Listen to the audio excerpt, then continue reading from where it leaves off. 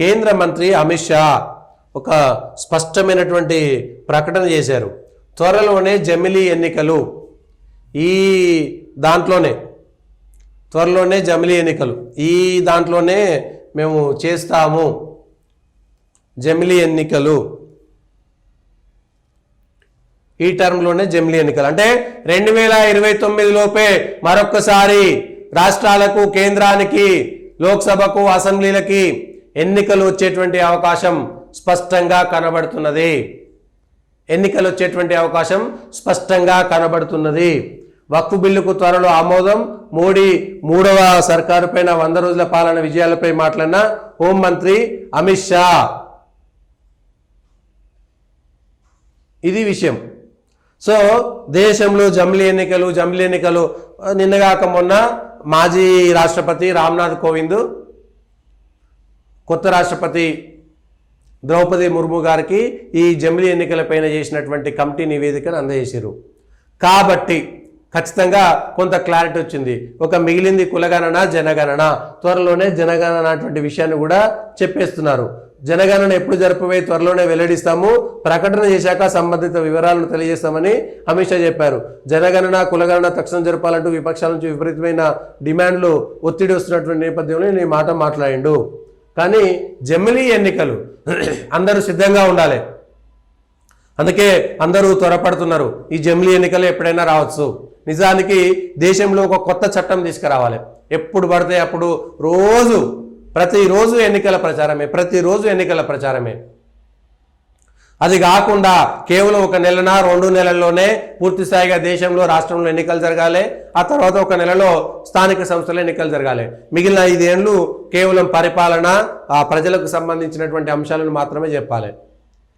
అనుకోకుండా వచ్చే 1-2 ఉప ఎన్నికలు వేరు.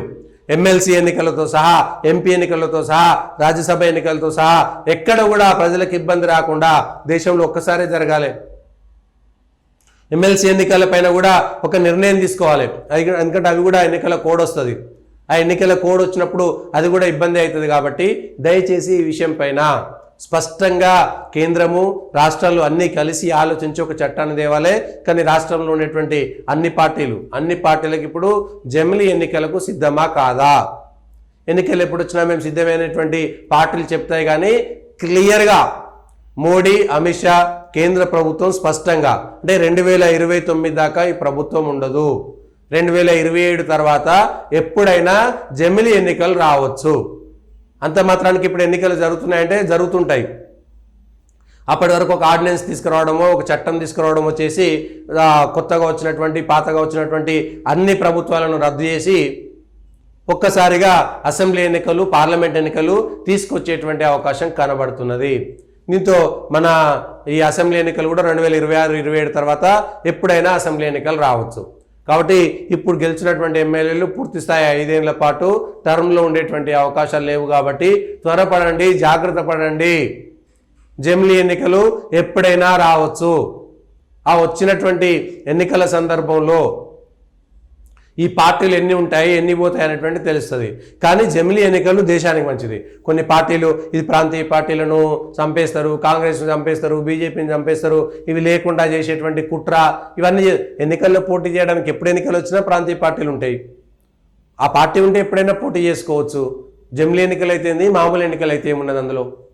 కాబట్టి జమిలీ ఎన్నికలకు సిద్ధంగా ఉన్నాయా లేవా? ఏ పార్టీలు సిద్ధంగా ఉన్నాయి? ఎందుకంటే మరలా మొన్ననే జరిగినటువంటి ఎన్నికలు, కొత్తగా జరిగేటువంటి ఎన్నికలు, 2026 తర్వాత ఎన్నికలు వచ్చేటువంటి రాష్ట్రాల పరిస్థితి ఏంది? అవి ముందు జరుగుతాయా, వెనుకకు జరుగుతాయా, కలిసి ఎంపీ ఎన్నికలతో వస్తాయా?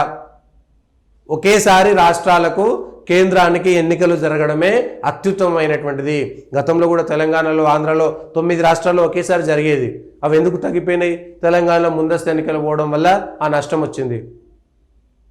పోకపోయి ఉంటే ఎంపీ ఎన్నికలు ఇప్పుడు 300 కోట్లు, అప్పుడు 300 కోట్లు, మళ్ళీ స్థానిక సంస్థలకు 300 కోట్లు, ఎంత సమయం వృధా, ఎంత డబ్బులు వృధా, ఎంత వీళ్ళ హ్యూమన్స్ రిసోర్సెస్ ఎంత వేస్ట్ అవుతున్నాయి. ఇవన్నీ కూడా ఒక్కసారి ఆలోచించాల్సినటువంటి అవసరం ఉన్నది.